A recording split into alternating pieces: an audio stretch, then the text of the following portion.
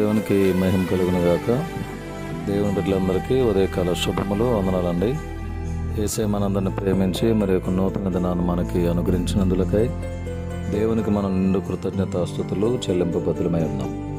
దేవుని బిడ్డలారా, జీవము గల దేవుని వాక్ అనే కార్యక్రమంలో దేవుడు మనకిస్తున్న ఈరోజు వాగ్దానం కీర్తన గ్రంథం 31వ అధ్యాయం 23వ వచనం.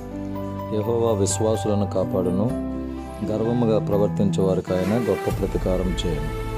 దేవుని బిడ్డలారా, ఈ వాగ్దానం మన జీవితంలో స్థిరపరచాలని కోరుతున్నాను. విశ్వాసులను దేవుడు కాపాడేవాడుగా ఉన్నారు. గర్వముగా ప్రవర్తించే వారికి ఆయన గొప్ప ప్రతీకారం చేయవాడు.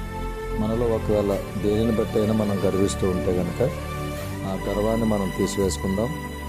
దేవుడు మనల్ని కాపాడుతున్నాడనే విషయాన్ని జ్ఞాపకం చేసుకుందాం. ఈ వాగ్దానం మన జీవితంలో స్థిరపరచునుగాక. ఆమేన్. మా ప్రేమగల తండ్రి, వందనాలు. ఈ నూతన దినాన్ని బట్టి మీ స్తోత్రాలు ప్రభా. ఈ దినమంతా మీ కనుదృష్టి కాపుదలు మాకు దయచేయండి. ఈ దినం మేము చేయుచున్న పనులు, ప్రయాణాలు, ఆరోగ్య విషయాల్లో క్షేమాన్ని ఇవ్వండి. ఈ వాగ్దానం ఎత్తిపెట్టి ప్రార్థిస్తున్న వారిని, చూస్తున్న వారిని, వింటున్న వారిని మీ చేతులకు అప్పగిస్తున్నాను. దీవించి నీ కృపతో నింపండి. వారి అవసరతలన్నీ మీ నామలు తీర్చండి. విశ్వాసులను కాపాడువాడు నీవే గనక కాపుదలు దయచేయండి. నీ కృపతో నింపండి. యెరూషలేమునకు క్షేమాన్ని ప్రకటిస్తున్నాం.